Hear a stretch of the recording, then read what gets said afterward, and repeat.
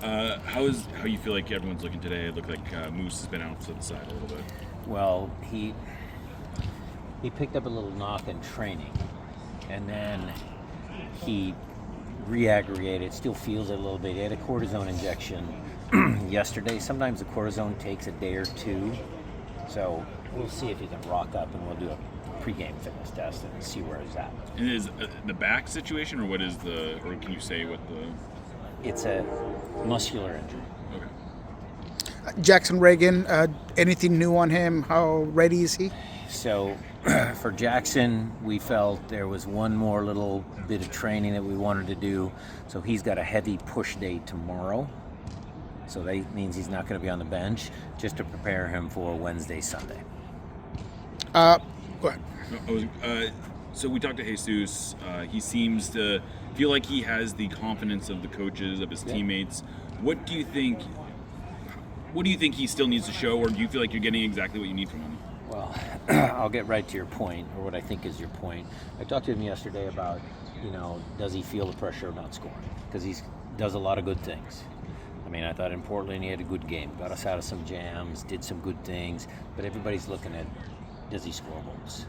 And so if Masasi doesn't make it, he's going to have a chance. Even if Masasi does make it, he's got a chance, because I'm trying to encourage him to make sure that all of the good things that he does, he supplements that by getting just a little closer to goal. And if he does that, if he's inside the box more, he's going to score. So there's that little conversation. The internal pressure that he feels is fine. He doesn't have any pressure from us. So he's okay. And I guess along those lines, how much do you have to talk to him about, especially when Albert's on the field, especially if he is playing as a 9? I assume you need him to just stay high and not necessarily be as involved in possession as he might tend to want to be. He got that message, but I think when we played him as a 9 last time, the team wasn't, we were a little dysfunctional in certain ways. He's surrounded by a bunch of good soccer players. He's a good soccer player. They're going to figure it out. And it's not just him, because Kent can get in behind, Pedro, Alex. Albert actually on the ball that Christian played to Rothrock. If you watch Albert's movement, took the right back so the ball could get to Rothrock. So Albert has to run behind. We all have to do it. When it comes to Ryan Kent, obviously very talented guy. He had a tough outing against Timbers. They did a good job on him. How much or how quickly do you get to have those conversations with a player that just got here about things that could do better, things that could improve? We did at halftime. And I know you watched the game, and sometimes twice, but he was having some challenges. Maybe it was the turf, maybe it was the right backs, pretty athletic for Portland.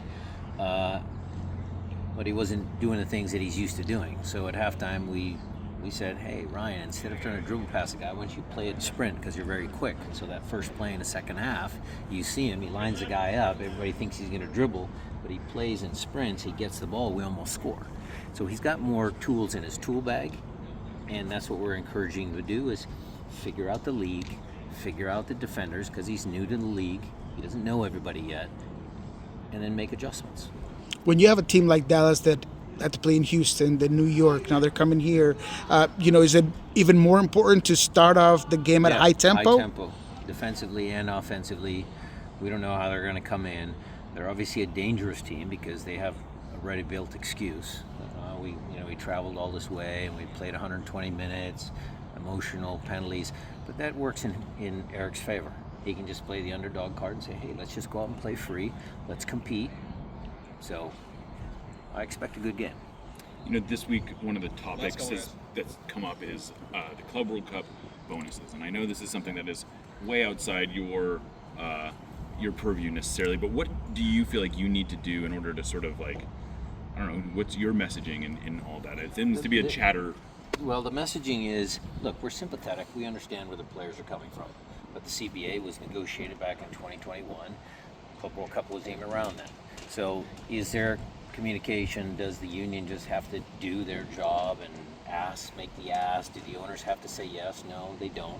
I get the bigger picture, but I know the guys are excited to play. And I think the fans that are going to come to the games, watch the games, they're going to be entertained. So I'm trying to push that aside a little bit and make sure they focus on what they control. because control of controllables is one of my favorite sayings. So I'm sympathetic to both sides, and I see the bigger picture. All right. Thanks.